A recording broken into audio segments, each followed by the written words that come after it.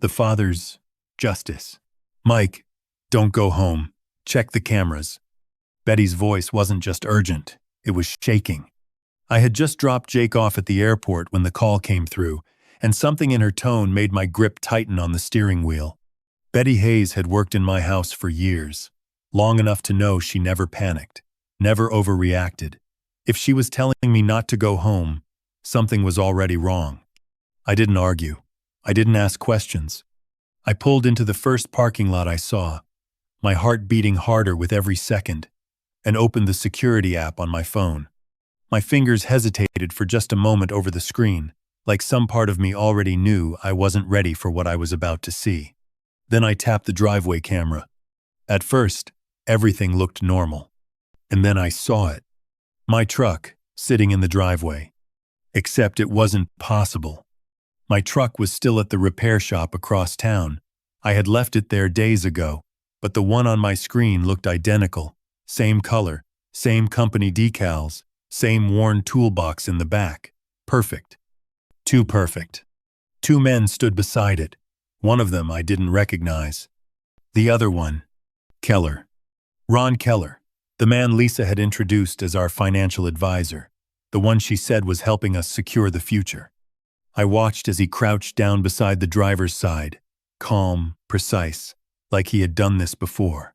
The other man handed him a tightly wrapped package, about the size of a shoebox, sealed in layers of duct tape. Keller didn't hesitate. He slid under the truck, disappearing from view for a moment that felt longer than it should have. When he came back out, the package was gone. Hidden. Planted. My pulse slowed, not from calm, but from something colder, something sharper.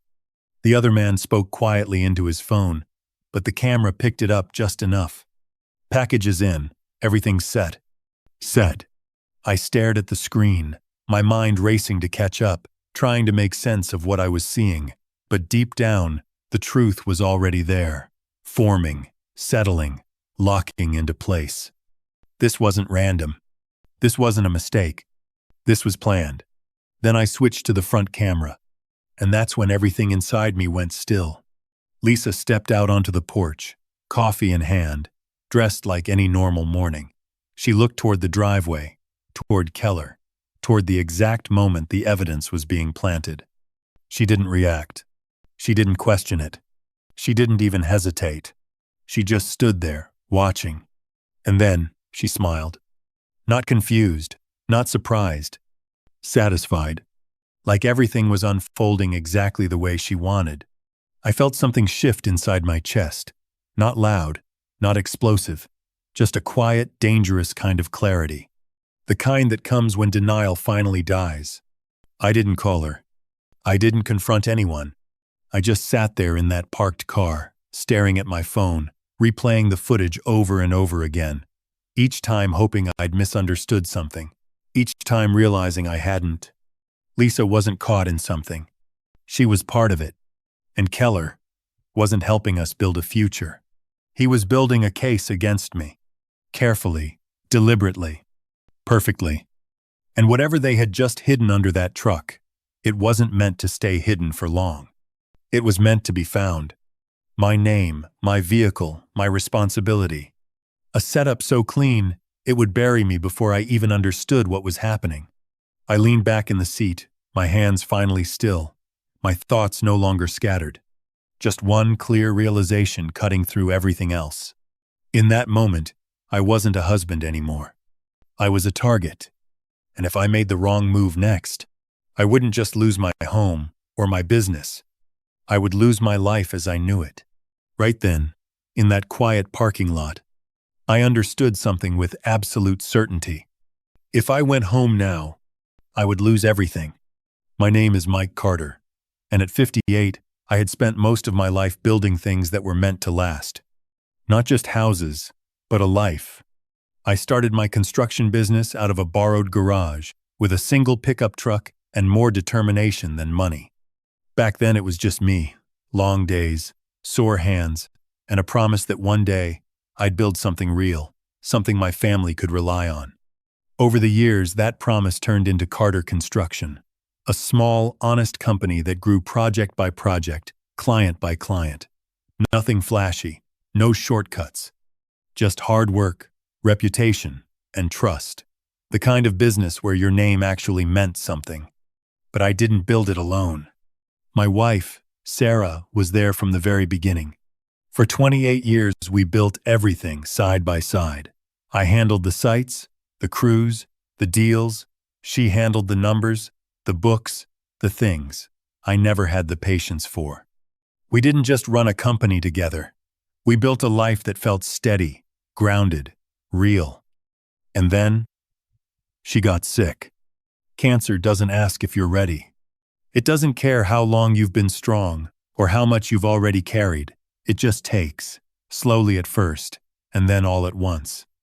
When Sarah was gone, the house didn't feel like a home anymore. It felt like something hollow, too quiet, too big, too full of memories that had nowhere to go. Jake felt it too. My son had always been close to his mom, closer than he ever was to me. And after she passed, something in him shut down. We still talked, but not like before, not like when he was younger. There was distance now, space neither of us seemed to know how to close. I thought time would fix it. I was wrong. A few months later, I met Lisa. It was at a grief support group, one of those places people go when they don't know what else to do with the weight they're carrying. She said she understood loss, said she knew what it meant to rebuild after everything falls apart. And maybe that's why I didn't question it. Maybe that's why I didn't slow down. Because when you've been alone in that kind of silence, even the smallest connection feels like something worth holding on to. We got married faster than we should have. I can see that now. But back then, it didn't feel rushed. It felt like survival, like trying to breathe again after being underwater for too long. Jake didn't see it that way. From the beginning, something about Lisa didn't sit right with him. He never said it outright at first, but I could feel it. The tension. The distance is growing wider instead of closing. And when he finally did say something, I didn't listen the way I should have. Because I wanted to believe I had made the right choice. Because I didn't want to admit that maybe I had let someone into my life before I was ready to see them clearly. The truth is, I wasn't thinking like the man who built everything from the ground up. I wasn't thinking like someone who spent decades reading people, spotting risks, making decisions under pressure. I was thinking like a man who had lost his wife and didn't want to feel alone anymore. But that didn't mean I had lost who I was. Not completely, because underneath the grief, underneath the loneliness, I was still the same man who built a business from nothing. The same man who knew how to watch, how to listen, how to notice the things other people missed. I just hadn't realized yet that I was about to need every bit of that. Jake said it first, before I ever allowed myself to think it. Something feels off about her, Dad. He didn't raise his voice. He didn't accuse. He just said it quietly, like a warning he wasn't sure I was ready to hear. At the time, I brushed it off, told myself it was grief talking, that he wasn't ready to see anyone else in his mother's place. And maybe part of that was true. But what I didn't realize then was that Jake wasn't reacting to the idea of Lisa. He was reacting to something about her, something I chose not to see. It started small. Lisa began changing things around the house almost immediately after moving in. At first, it seemed harmless. New curtains, different furniture, a fresh coat of paint in rooms that hadn't changed in years. She said it would help us move forward, make the house feel alive again. And I wanted to believe that. But then it went further. She cleared out Sarah's office, said it felt too heavy, replaced the desk, reorganized the files, boxed up things that had never needed to be moved. The garden Sarah had planted over decades, she redesigned it within weeks. New flowers, new layout, like she was rewriting something that didn't belong to her. I remember standing there one morning, looking at that garden, knowing something felt wrong, but not saying a word. Because saying it would mean admitting I wasn't okay with how fast everything was changing. And I had convinced myself that change meant healing. Jake saw it differently. Every visit home became shorter. Conversations became surface level, polite but distant. the kind of distance that doesn't come from anger, but from quiet distrust. And still, I told myself it would pass, that we just needed time. But time didn't fix it. It made the details harder to ignore. Little things started standing out, things I had overlooked before. Lisa was asking questions about accounts that didn't concern her, late-night phone calls she would step outside to take. The way she always seemed prepared, like she was one step ahead of conversations I hadn't even started yet. None of it was enough on its own, but together, it started forming something I couldn't quite explain. And then there was Betty. She never said much, never interfered, just did her work the same way she always had. Steady, quiet, dependable. But I began noticing the way she watched Lisa. Not openly, not suspiciously, just aware. Like she was paying attention to things the rest of us were missing. There were moments, small ones, when I'd catch Betty looking at me like she wanted to say something, like she was weighing whether or not I was ready to hear it. But she never spoke, and I never asked. Because asking would mean opening a door I wasn't sure I wanted to walk through. Looking back now, that was my mistake. Not the marriage. Not the timing. The silence. The decision to ignore the discomfort instead of understanding it. Because the truth doesn't usually arrive all at once. It builds, quietly, piece by piece. And by the time you finally turn around to face it, it's already been there longer than you want to admit. All the things I had dismissed, all the moments I told myself didn't matter. They weren't random. They were signs. And now, for the first time, they were starting to come together. Everything I had ignored before was beginning to form a picture. I sat there in that parking lot longer than I should have, replaying the footage over and over, forcing my mind to slow down, to think instead of react. Because panic would get me caught. And whoever was behind this, they were counting on that. The first thing I needed was simple. I had to confirm one detail. My truck. I called the repair shop, trying to keep my voice steady. The mechanic answered like it was any other morning. Nothing unusual, nothing wrong. Yeah, Mike, your truck's still here, same as yesterday. Still there. I closed my eyes for a second, letting that sink in. Because that meant one thing. The truck I saw in that video wasn't mine. It just looked like it. Same model, same color, same company decals. Close enough that no one would question it. Close enough that any photo, any report, any evidence would point straight back to me. A duplicate. A setup. And whatever Keller had hidden under that truck, it wasn't meant to stay hidden. It was meant to be found. I hung up the phone and sat back, the pieces clicking into place faster now. They had my vehicle information, my license plate, my VIN, everything they needed to recreate it. This wasn't random. This was planned, carefully, deliberately, professionally. I started driving, not toward home, not toward safety, but toward answers. If they had planted something, they wouldn't leave it in my driveway forever. That truck had to be somewhere else by now. Somewhere quiet, somewhere out of sight, waiting for the right moment. It took time, hours of driving through industrial areas, side streets, and empty lots where people didn't ask questions. The kind of places I knew well from years of construction work. Places where things could sit, unnoticed. And then I found it, parked behind an abandoned warehouse, half hidden from the road, like it had been left there on purpose. From a distance, it looked exactly like mine. Up close, it was worse. They had copied everything. The paint, the decals, even the small scratches along the side panel. Whoever did this, they knew what they were doing. I stood there for a moment, just looking at it, feeling that same cold clarity settle in again. This wasn't about guessing anymore. This was real. I opened the door. Carefully, quietly. Inside, everything looked normal. Too normal. No signs of struggle, no mess, nothing out of place.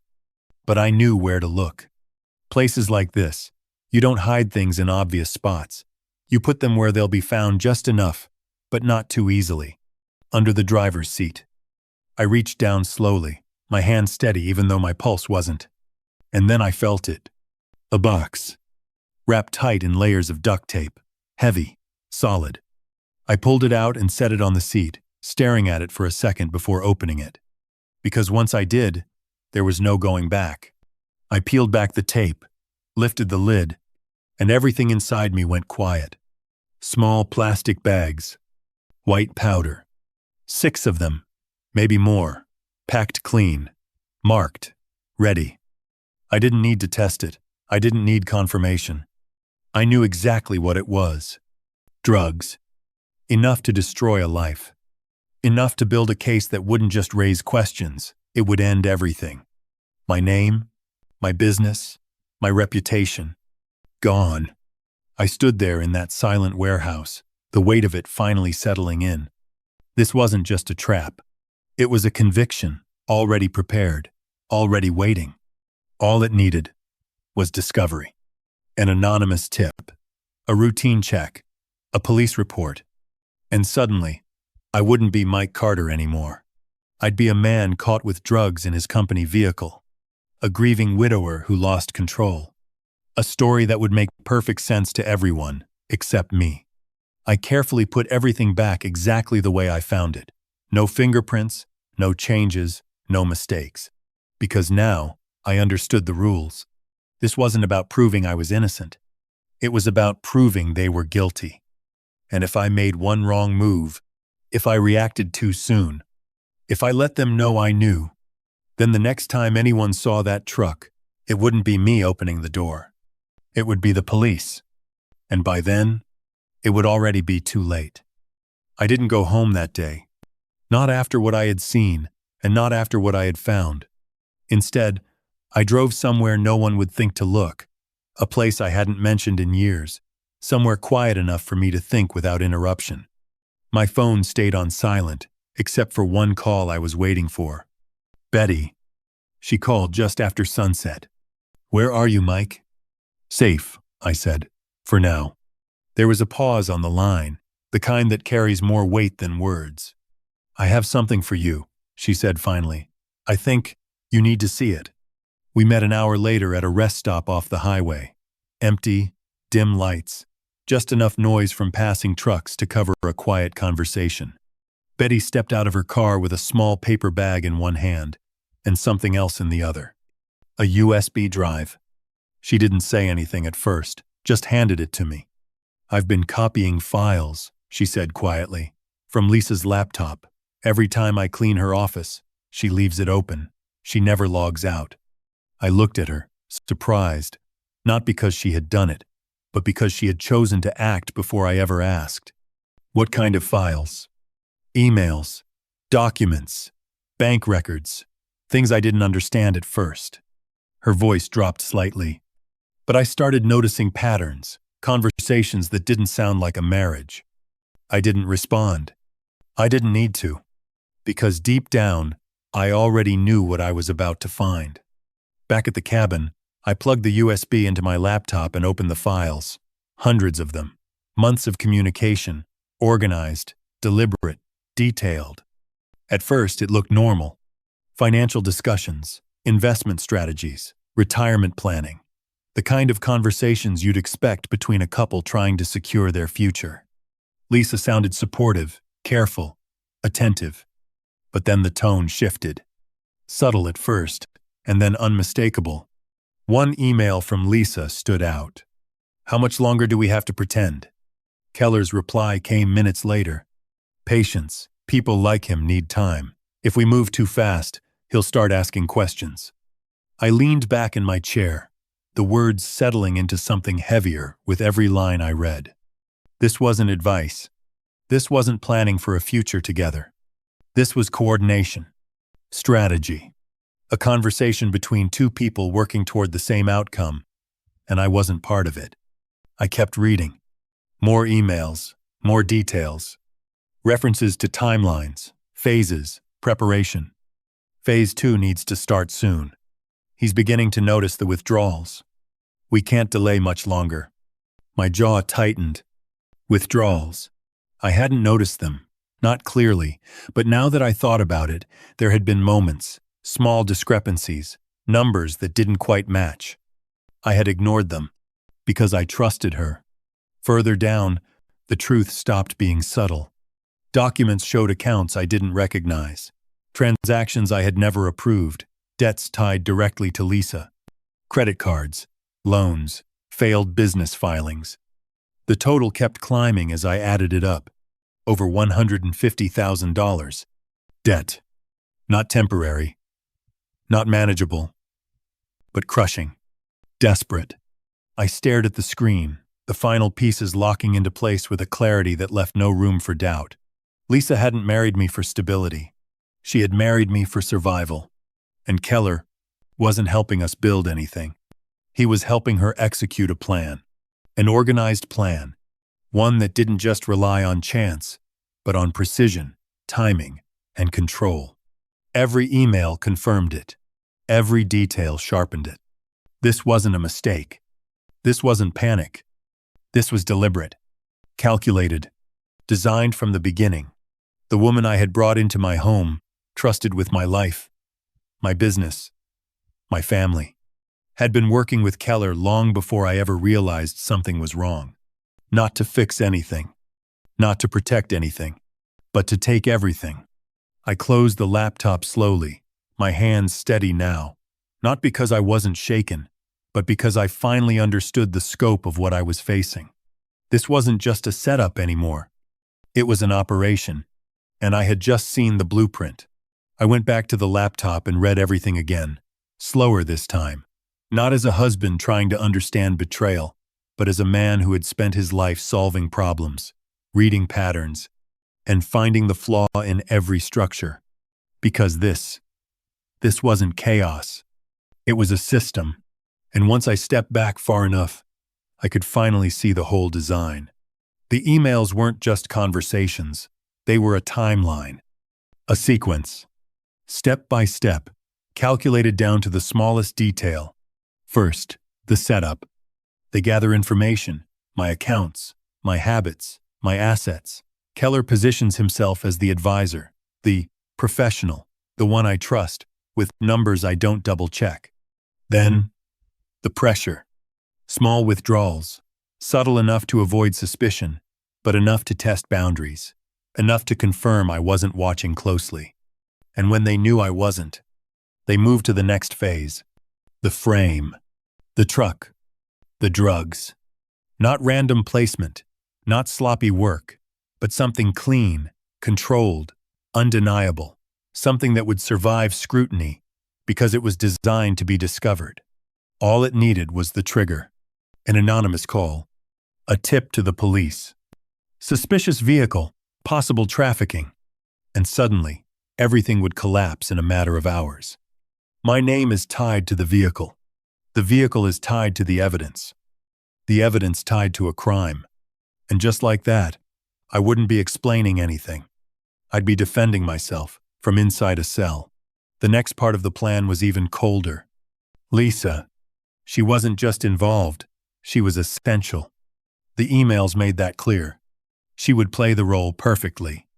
The concerned wife. The one who noticed changes, who tried to help, who didn't understand what went wrong. Her statements were already written, practically rehearsed. He hasn't been himself since his first wife passed. He's been paranoid, accusing people of things that aren't real. I was afraid something like this might happen. It was all there. A narrative. One that would make sense to anyone looking from the outside. A grieving man, unstable, spiraling, eventually crossing a line. And Keller. Keller wasn't improvising any of this. He had done it before. That was the part that made my hands go still. The language in the emails, the confidence, the precision. It didn't read like a first attempt. It read like repetition. Like someone who knew exactly how long each step would take, exactly how people would react, exactly where the system would fail. He wasn't guessing. He was executing. There were even notes about timing. Assets need to be liquidated within the first 30 days. Control accounts before legal intervention begins. Move quickly before he can respond. Before I could respond. That was the key. Because once I was arrested, Once my name was in the system, everything else would move faster than I could stop it. The house would go. The business would be frozen, then sold. Accounts transferred, contracts reassigned, equipment liquidated. And Lisa would walk away clean, not as a suspect, but as a victim. The wife left behind, forced to clean up the damage. Protected, sympathized with, untouched. I leaned back in the chair, staring at the screen, feeling something shift again, deeper this time. Not shocked. Not anger. Clarity. Because now I understood something I hadn't allowed myself to see before. This wasn't about money alone. Money was the outcome. Control was the method. But the real objective was removal. Complete, irreversible removal. From my home, from my business, from my son's life, from everything I had built over decades. Silenced, discredited, erased. I closed the laptop slowly, my reflection faintly visible in the dark screen. And for the first time since this started, I wasn't reacting anymore. I was thinking, planning. Because if they had taken the time to build something this precise, then I needed to be just as precise in how I tore it apart. I exhaled slowly, the weight of it settling into something sharp and focused. They didn't just want my money. They didn't just want control. They wanted a version of the world where I no longer existed in it. And in that moment, the truth became impossible to ignore. They didn't just want what I had. They wanted me gone completely. I thought I had seen the worst of it already, the lies, the setup, the precision of their plan. I was wrong, because nothing prepares you for the moment you realize your own son was part of it. I didn't find it all at once. It was buried in the emails, scattered between financial records and strategy notes, easy to miss if you weren't looking closely. But once I saw his name, I couldn't unsee it. Jake. There were messages between Lisa and Keller that didn't mention me directly, but revolved around him. Is he still in debt? He's struggling more than he admits. He's the leverage point. Leverage. I felt my chest tighten as I kept reading. It started to come together in a way that made my stomach turn. Jake hadn't just been distant, he had been drowning. Gambling. Not reckless, not careless, but gradual. The kind that creeps in quietly, disguised as control until it isn't anymore. Online bets, sports, small losses that turn into larger ones. By the time he realized how deep he was, it was already too late. And Keller found out. Of course he did. That's what men like him do. They look for weakness, for pressure points, for anything they can use. And Jake, young, proud, carrying grief he didn't know how to process, was exactly the kind of target Keller understood perfectly. One message from Keller stood out. I've handled it. Debt cleared. He's cooperative. I stared at that line longer than I should have. Debt cleared. Just like that. 40,000, maybe more, erased in a single move. Not out of kindness, not out of generosity, but as an investment. Because nothing is ever free. The next emails made that clear. He just needs to confirm what we discussed. His testimony will support the narrative. He believes he's protecting her. Her. Lisa. That was the part that cut deeper than anything else. Jake hadn't turned against me. Not really. He had been turned. Carefully. Slowly. Step by step. Lisa had been calling him, talking to him when I wasn't around, planting ideas, framing conversations. Your dad hasn't been the same. I'm worried about him. He gets angry, paranoid sometimes. Not accusations. Suggestions. The kind that settles quietly in your mind until they start to feel like your own thoughts. And Jake, already unsure, already struggling, believed her. Because she wasn't just anyone. She was in the house. She saw me every day. And in his eyes, she was the one telling the truth. There was even a message where Keller explained it plainly. He doesn't need to lie. He just needs to describe what he thinks he sees. That was the strategy. Not force. Not threats. Perception. Twist it just enough, and the truth starts working against itself. Jake wouldn't testify because he hated me. He would testify because he thought he was doing the right thing, protecting someone he believed was in danger, protecting Lisa from me. I leaned forward, elbows on my knees, trying to steady my breathing. Because this wasn't just part of the plan. This was the part designed to break me, to isolate me completely, to make sure that when everything collapsed, I had no one left standing beside me. No voice to defend me. No one questioned the story they were telling. Just silence, and a narrative that made perfect sense to everyone else. I thought back to the last conversation I had with Jake. The distance in his voice, the hesitation, the way he looked at me like he was trying to figure something out he couldn't explain. It wasn't anger. It wasn't rejection. It was confusion. And now I understand why. He wasn't pulling away from me. He was being pulled away by people who knew exactly how to use him. I closed my eyes for a moment, the weight of it settling deeper than anything else I had discovered so far. The drugs, the setup, the money. None of that compared to this. Because this wasn't about destroying my reputation. This was about taking my family and turning it against me. I exhaled slowly, the realization cutting clean and final. They didn't just attack my life. They didn't just build a case. They reached into the one place they knew would hurt the most. And they used it. Because in the end, they didn't just come for me. They used my own son to do it. I didn't confront them. Not after everything I had seen. And not after what I now understood. Because reacting was exactly what they expected. Panic, anger, mistakes. That's how their plan worked. So instead, I did the one thing they weren't prepared for. I slowed down. I stepped back. And I started thinking like the man I used to be. The one who built something from nothing. The one who didn't move until he knew exactly where every piece was going to land. If they were building a case against me, then I was going to build one against them. But not with assumptions. With proof. I made one call. Joe Simmons.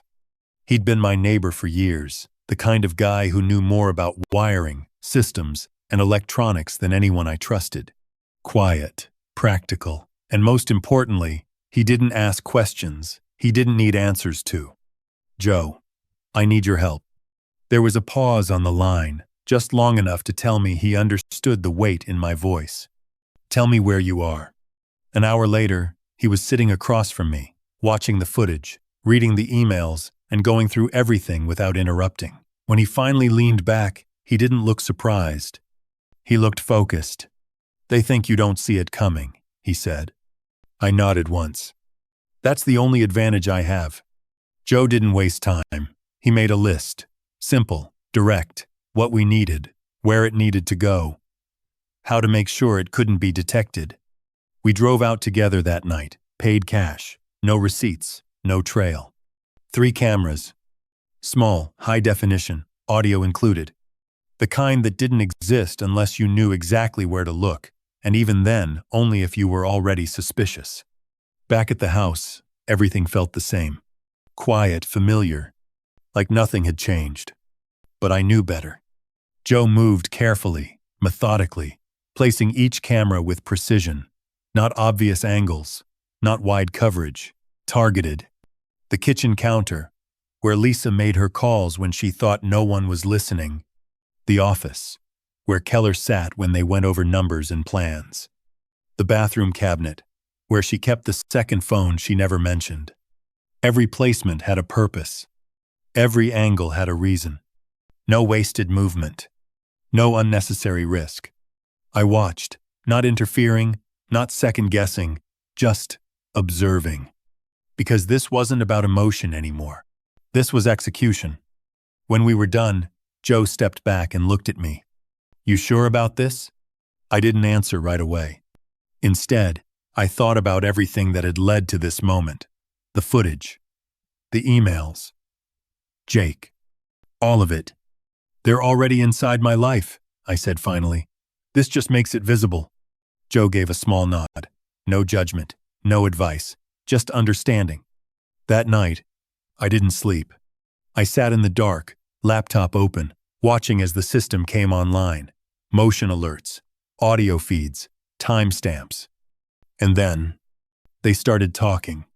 Not carefully, not cautiously, but openly. Because in their minds, there was no one left to hear them. I didn't interrupt. I didn't react. I just watched, listened, recorded everything. Every word, every detail, every piece of the plan they thought was still hidden. And with every minute that passed, the balance shifted.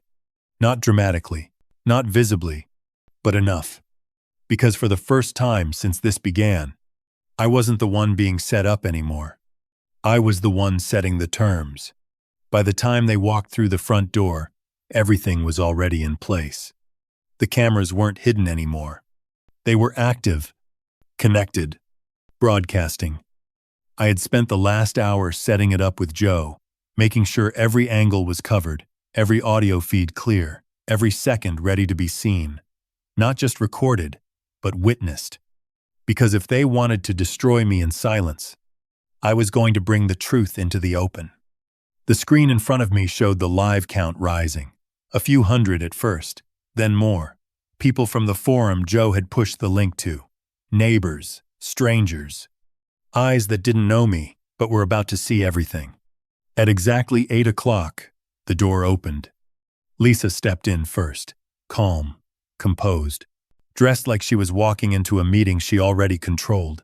Keller followed close behind, briefcase in hand, posture relaxed, confident. They didn't look nervous. They looked prepared. "Mike," Lisa said, her voice soft, practiced. "We need to talk." Keller didn't wait. He moved forward, setting his briefcase on the table like he had done 100 times before. "This doesn't have to get complicated," he said. "We can resolve this quickly if you cooperate." Cooperate? I almost smiled.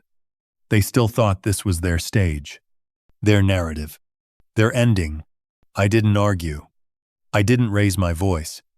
I just turned the laptop toward them and pressed play. The first video filled the screen. Keller, crouching beside the truck. The package, disappearing underneath. The quiet voice confirming everything was set. For a moment, neither of them spoke. Lisa's expression didn't collapse right away. It shifted, slowly, like she was trying to calculate how much damage had just been done. "That's not what it looks like," she said finally. I didn't respond. I played the second video. Their voices, clear, unmistakable. Discussing timelines. Discussing the arrest. Discussing how quickly everything would be sold once I was out of the way. This time, the silence hit harder. Keller's posture changed, slightly, not panic, but awareness. The realization that something had gone wrong. "You shouldn't have done this," he said quietly. "Done what?" I asked. "Made this public." I glanced at the screen. The numbers had climbed. Thousands now. Comments are moving faster than I can read. "It already is," I said. Lisa stepped forward then, faster than before, her voice breaking through the controls she had held so carefully. "Mike, listen to me. We can fix this." Fix it. Like it was a misunderstanding. Like it was something small. I didn't answer her.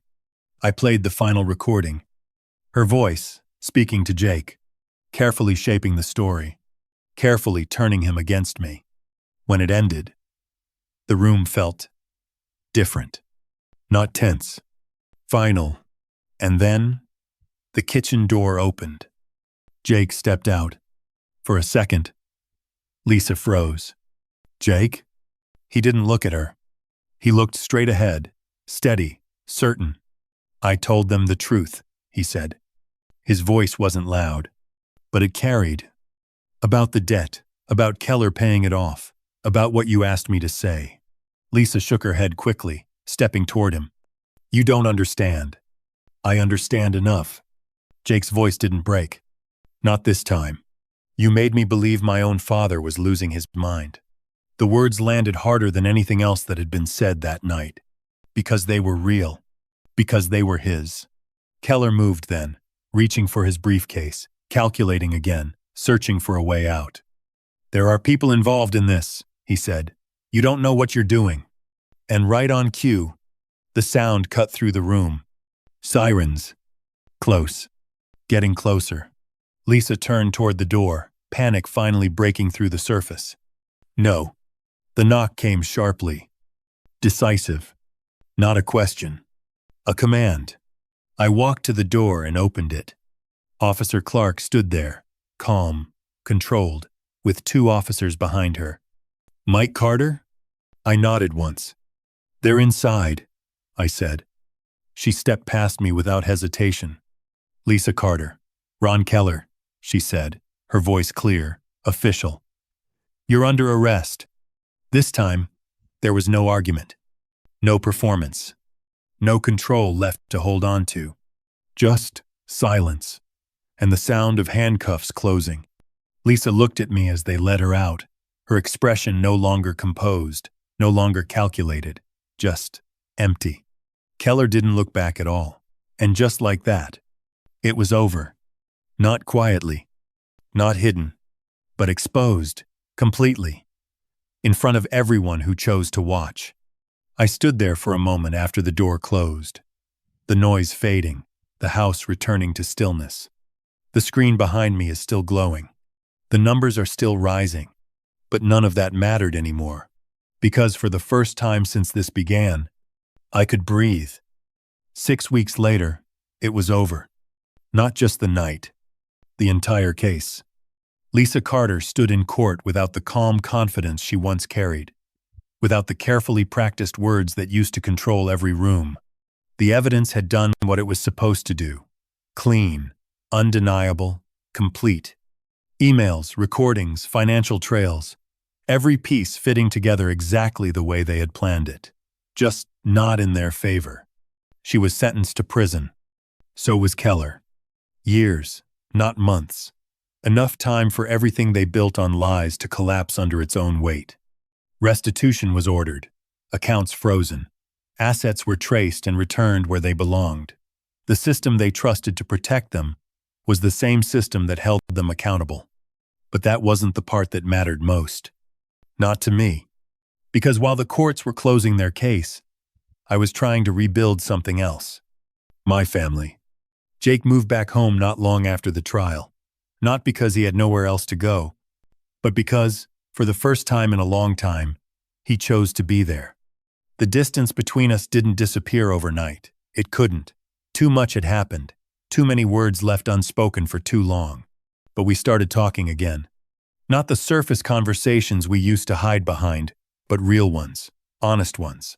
The kind that don't always come easy, but matter more because of it. He took responsibility for his mistakes. Not the manipulation, but the silence. The choices he made when he didn't ask questions he should have asked. And I did the same. Because trust isn't something you demand back.